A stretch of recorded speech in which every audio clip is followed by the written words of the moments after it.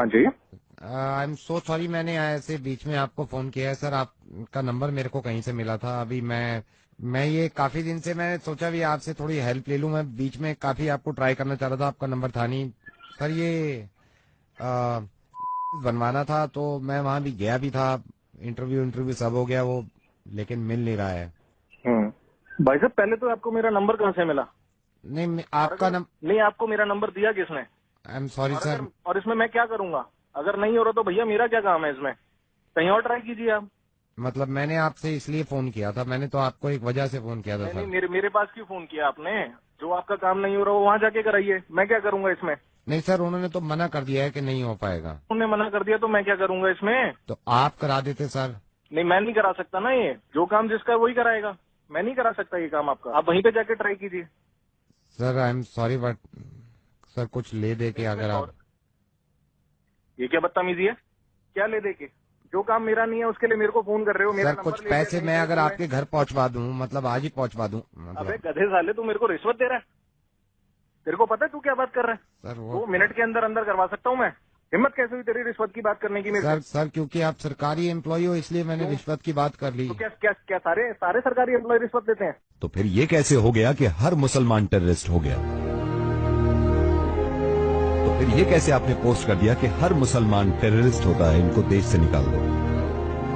आपके बताने से पहले ही मैं इस बात को मानता हूं कि हर सरकारी आदमी रिश्वत नहीं लेता। मैं इस बात को लेकर बहुत शर्मिंदा हूं सर कि रेडियो पे आने के बाद मुझे इस तरह की बातें करनी पड़ रही हैं। जब मैं आया था ना रेडियो में, तो मैंने ये सोचा था कि सिर्फ हंसी मजाक करेंगे, किसी को समझाने की जरूरत नहीं पड़ेगी। कितनी अच्छी बात है आपकी कि आप एक गवर्नमेंट एम्प्लॉय हैं तो आप रिश्वत से नफरत करते हैं, जो कि करनी भी चाहिए। लेकिन इतनी ही नफरत एक दूसरी कम्युनिटी से, जो कि आपके साथ रह रही है, जो आपके साथ रहती थी और रहेगी। साहब, मैं रेडियो मिर्ची से नवीद बोल रहा हूं और मुझे लगा कि मैं इस तरह आपको समझाऊंगा तो शायद आपकी समझ में आ जाए। फेसबुक का एक पोस्ट शेयर करने से आपका कुछ नहीं है सर, है ना? जिसमें ये लिखा हुआ था कि मुसलमान हिंदुस्तान से मोहब्बत नहीं करते, मुसलमानों को हिंदुस्तान में रहने का कोई हक नहीं है। इस चीज को आपने शेयर कर दिया। मुसलमान टेररिस्ट नहीं है, टेररिस्ट का कोई मजहब नहीं होता। अब मैं कैसे समझाऊं उन लोगों को? एक एयरक्राफ्ट में एक मुसलमान के कैन मांगने से उसको मना कर दिया क्योंकि उनको लगा कि ये मुसलमान है, तो कैन के ढक्कन से वो लोगों का गला काट देंगे। मैं खुद मुसलमान हूँ और इस्लाम कहीं से कहीं तक इस तरह की तालीम नहीं देता। मैं आपको सही बताऊं, इस्लाम गले काटने की नहीं, गले मिलाने की बात करता है। बल्कि किसी भी मजहब में एक दूसरे से नफरत करना और एक दूसरे को मारना ये कभी नहीं बताया जाता। हिंदू, मुस्लिम, क्रिश्चियन, बुद्धिस्ट के घर घर जाके नहीं कह सकता मैं कि एक दूसरे से मोहब्बत कर लीजिए।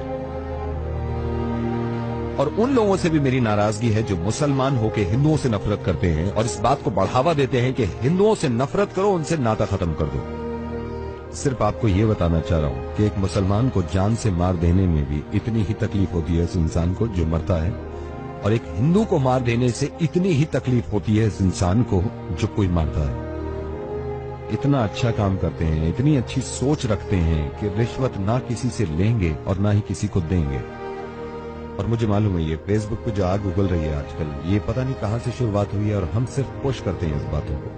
जरा सोचिए, अगर आपको इस बात का अंदाजा हो भी गया कि आपने गलती करी, तो आप जिम्मेदार हैं उन 150 लोगों के जिन्होंने ये जाके शेयर किया है। और अब आपकी जिम्मेदारी बनती है कि हर किसी को जाके बताएं कि नहीं, मुसलमान गलत नहीं होते, मुसलमान साथ में रहते हैं, मुसलमान एक दूसरे से मोहब्बत करना जानते हैं।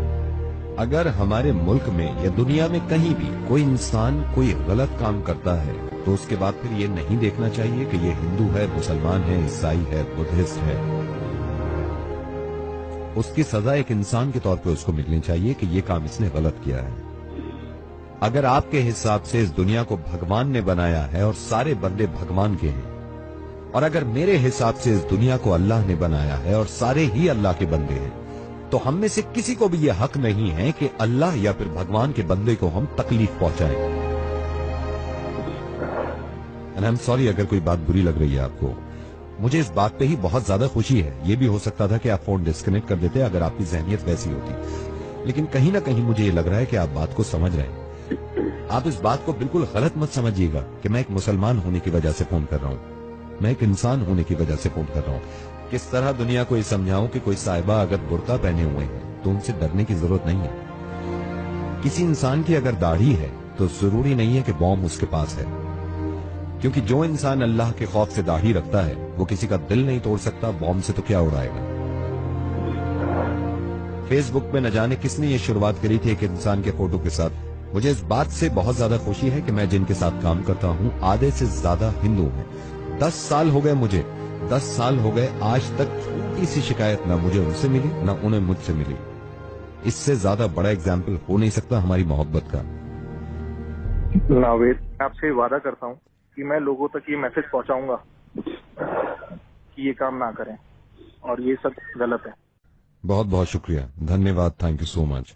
अब मैं आपसे कुछ कहना चाहता हूँ जो सुन रहे हैं। एक दूसरे से इतनी नफरतें करने के बाद मुझे तो यही अंदाजा हुआ कि कोई हिंदू, कोई मुस्लिम, कोई ईसाई है।